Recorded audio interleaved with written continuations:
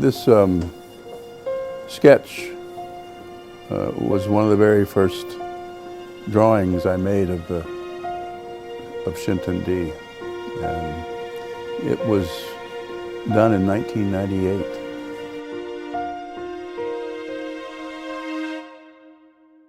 My name is Benjamin Wood.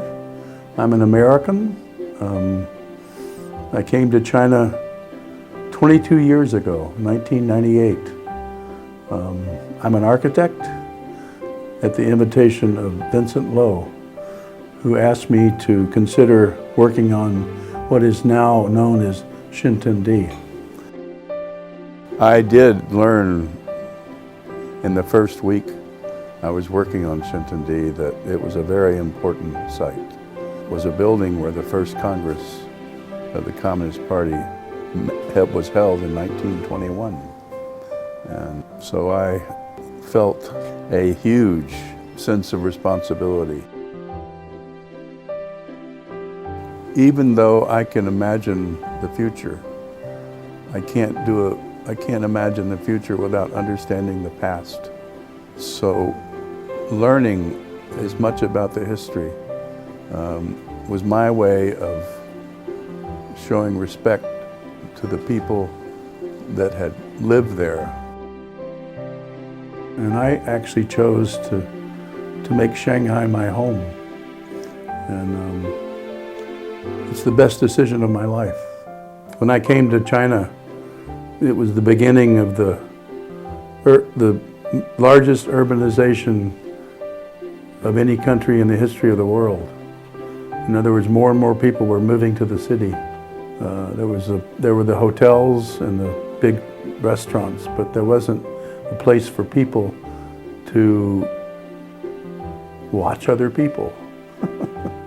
So I created Xintiandi so that the average ordinary person who lived in Shanghai or visited Shanghai could go to a place that felt both romantic and inviting, and you could sit and watch the world go by.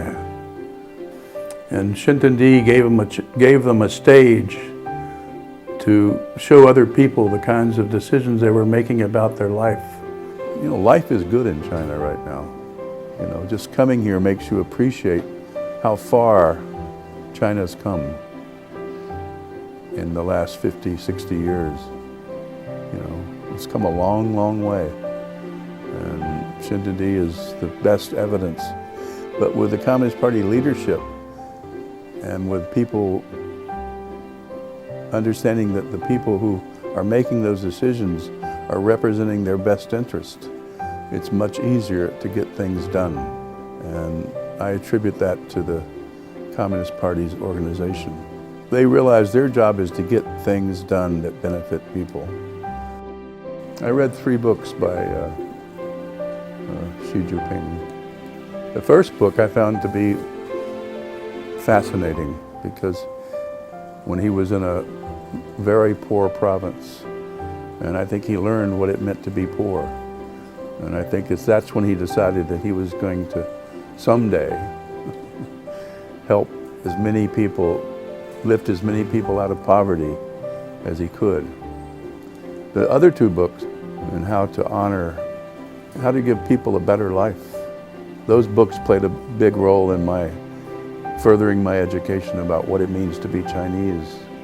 People learn from the history of China in the last 100 years is if you do something you truly believe in, it will come true.